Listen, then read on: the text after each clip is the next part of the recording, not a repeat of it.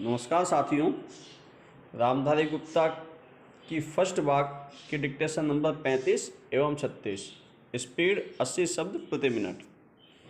Ready, start. महोदय, मुझे इस संबंध में एक बात और कहनी है। वह यह है कि मुझे मुख्य आयुक्त के भाषण के अनुसार यह आशा थी कि सरकार मजदूरों की उन्नति के लिए, उत्थान के लिए, उद्योगों के विकास के लिए और गांवों की स्थिति सुधारने के लिए तकनीकी प्रशिक्षण देने का काम करेगी। विराम। लेकिन ऐसा ज्ञात होता है कि आर्थिक शक्ति सीमित होने के कारण इस ओर कार्रवाई करने की संभावना नहीं रही। विराम। फिर भी मुझे आशा ही नहीं अपितु पूर्ण विश्वास है कि भविष्य में हमारा मंत्रिमंडल इस ओर अवश्य अविलंब ध्यान देगा। विराम। इसी प्रकार से ग्रामीणों की अवस्था सुधारने के लिए सरकार घरेलू उद्योग धंधों को भी बढ़ाएगी जो अभी तक नहीं के बराबर हैं। विराम। पैरा। भारत की दृष्टि से कुटीर उद्योग बड़े उद्योगों की अपेक्षा अधिक लाभदायक हैं। विराम। पहली बात तो यह है कि भारत एक गरीब देश है और उसके पास इतना पैसा नहीं है कि वह बड़े उद्योगों के लिए पर्याप्त संख्या में बड़ी बड़ी मशीनें मंगवा सके।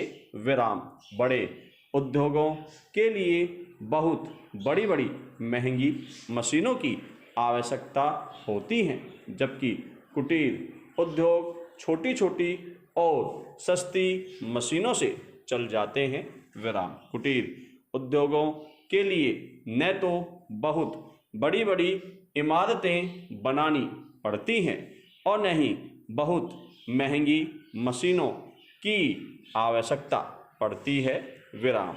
अतः ये उद्योग छोटे छोटे गांवों में भी प्रारंभ किए जा सकते हैं। विराम। कई उद्योग तो इतनी थोड़ी पूंजी से भी शुरू किए जा सकते हैं कि उतनी पूंजी प्राय हर किसी व्यक्ति के पास होती ही है। विराम। पैरा। कुटीर उद्योगों में दूसरी बड़ी सुविधा यह है कि इनमें बहुत अधिक मजदूरों की आवश्यकता नहीं होती। विराम। एक परिवार के सदस्य ही उस उद्योग को चलाने के लिए पर्याप्त होते हैं। विराम। घर के सब सदस्य उस काम में हिस्सा बटा सकते हैं। विराम।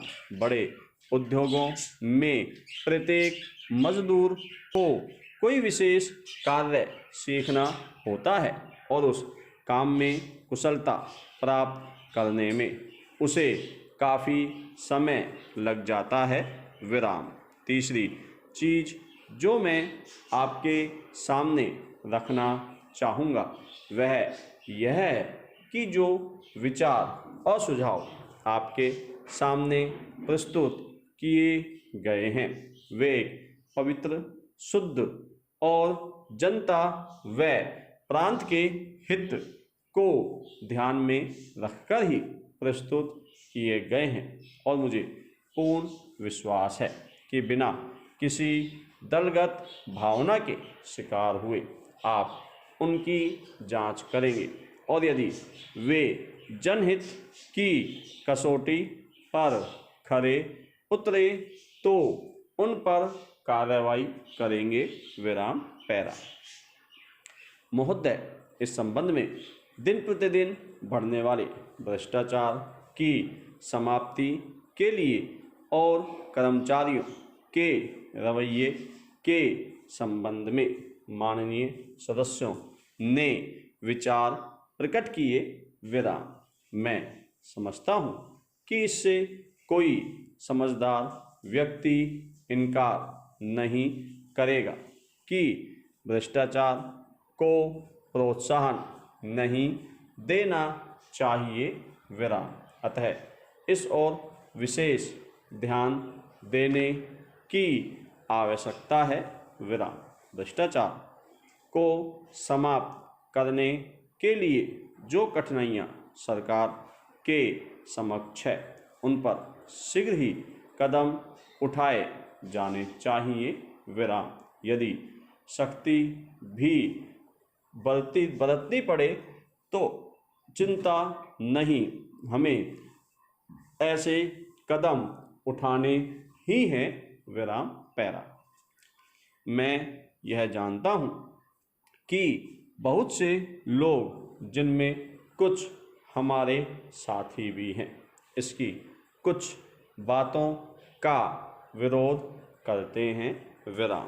परंतु यदि हम देश की उन्नति चाहते हैं, यदि हम देश को आगे बढ़ाना चाहते हैं और विशेषकर यदि आप समाजवादी ढांचे के आधार पर, जिसको कि कांग्रेस ने देश के लिए निश्चित किया है, इस देश की व्यवस्था करना चाहते हैं, तो हमारे लिए आवश्यक है कि हम इस तरह से कदम उठाएं कि जिससे लोगों को अपनी जीविका सुंदर ढंग से कमाने के लिए साधन जुट जाएं।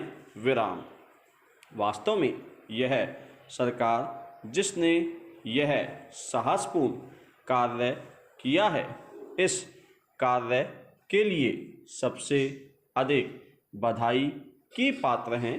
विराम। जो लोग यह आशा करते हैं कि हर एक काम उस ढंग से होना चाहिए जिसके लिए गांधी जी हमसे कहा करते थे, और जैसा कि अभी हमारे एक साथी कह रहे थे कि जिस तरह से सरकार ने इस संबंध में व्यवहार किया है, वह गांधी जी की नीति के अनुसार नहीं था।